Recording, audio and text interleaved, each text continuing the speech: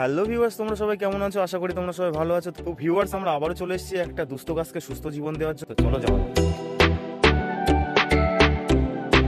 তো ভিউয়ার্স, দেখতেই পাচ্ছ অনেক খুঁজতে খুঁজতে আমরা এই একটা লম্বু গাছের চারা দেখতে পেয়েছি। কত সুন্দর দেখো।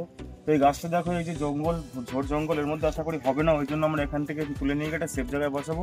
বেশি কিছু আর বললাম না ভিউয়ার্স।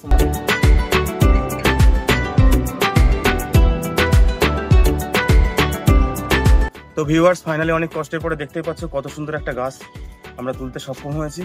তো এই গাছটা নিয়ে গিয়ে একটা সেফ জায়গায় বসাবো, তোমরা দেখতে থাকো। তো ভিউয়ার্স, অনেক খোঁজাখুঁজি পরে পাশে একটা জায়গা পেয়েছি, দেখো কত সুন্দর। তো এখানে গাছটা লাগাবো।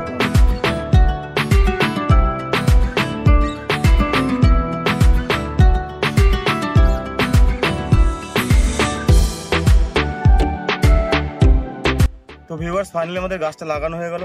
আশা করি যেখানে এই গাছটা ছিল ওর থেকে এই জায়গাটা অনেকটাই ভালো।